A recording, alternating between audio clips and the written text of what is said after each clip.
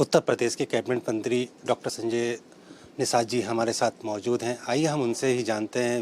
विधानसभा सत्र लगातार जो है कैंसिल हो रहा है, लगातार वहां पर हंगामा हो रहा है। इसको लेकर के जानेंगे क्या कारण है कि सदन जो है कल से चल नहीं पा रहा है, लगातार स्थगित। इसका कारण ये है कि पिछली सरकारें हैं, उनकी चर्चा पर वो चर्चा नहीं चाहती हैं, हंगामे का भेंट समय चढ़ाना चाहती हैं। और इसलिए कि चर्चा होगा तो उनका पोल खुलेगा कि पहले किस तरीके से उत्तर प्रदेश था, सर्वोत्तम प्रदेश बन गया। तो इसलिए वो इसको बिना वजह का समय जो है, ये जनता के हितों की, जनता के विकास के लिए, जनता के अभिभावक के रूप में ये सदन है उनकी आवाज़। इसका जवाब जनता इलेक्शन में विपक्ष को देगी। जिस प्रकार से देखा जाए तो 500 से भी ज़्यादा जातियों के लिए अब लगातार काफ़ी समय से लड़ाई लड़ रहे हैं, उनके आरक्षण को लेकर लड़ रहे हैं।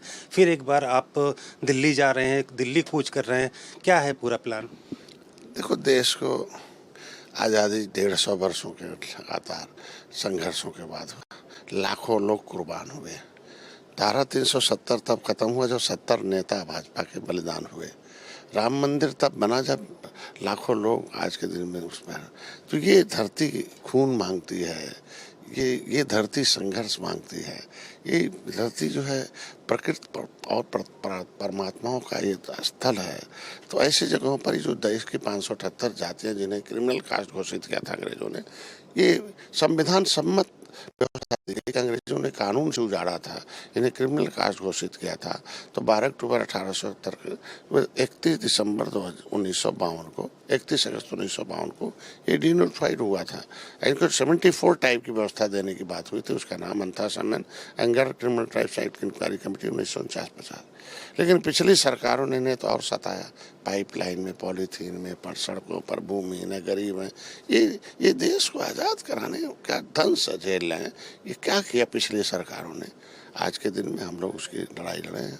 और इसलिए 20 अगस्त को तालकटोरा स्टेडियम में पूरे देश के मछुआरों के साथ वो 578 जातियां भी आएंगी जो अपनी आवाज़ को उठाएंगे। और हमारी सरकार उस पर पहल कर रही है, सर्वे करा रही है। इनकी दशा क्या है, गिनती करो कि पिछली सरकारों ने कितना सत्यानाश किया है, कितने लोगों ने इनका हिस्सा पर कब्जा किया है।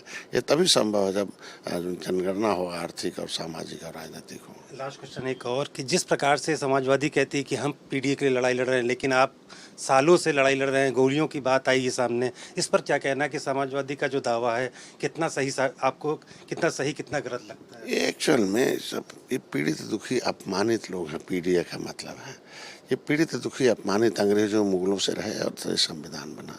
ये लोग जब सत्ता में रहते हैं तो खाली एक विशेष वर्ग और एक कंपनी याद आती है, बस उसी को। बाहर जब सत्ता से चले जाते हैं, बाहर जब गुस्से में आते हैं पिछड़े, दलित, शोषित, तो इनको सत्ता से बाहर धोखा।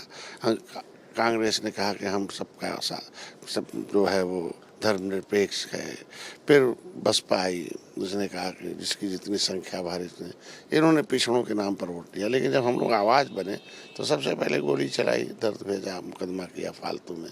ये सब क्या हम लोग पीडीए के अंग नहीं थे? आज के दिन में किसी एक नेता के सम्मान में हैं और समाजवादी मैदान में आती है।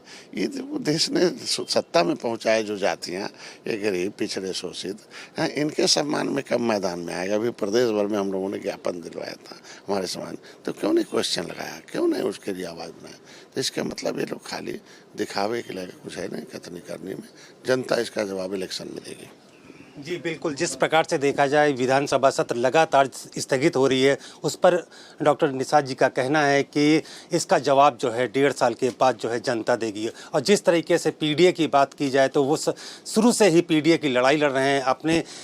अपनी जात से लेकर के, निषाद जाति से लेकर 500 से भी ज़्यादा जातियों के आरक्षण को लेकर के लगातार लड़ाई लड़ते हुए आए हैं। निषाद जो कार्यकर्ता हैं उन्होंने गोलियों का भी सामना किया है। तो कह सकते हैं कि जिस तरह के पीडीए की बात समाजवादी करती है, जिस प्रकार से डॉक्टर निषाद आज सत्ता में भी हैं, कैबिनेट मंत्री हैं, लेकिन फिर भी अपने 558 जातियों के आरक्षण को लेकर के लड़ाई लड़ रहे हैं। मनीष तिवारी, कैमरामैन आदित्य नारायण के साथ, के न्यूज़, लखनऊ।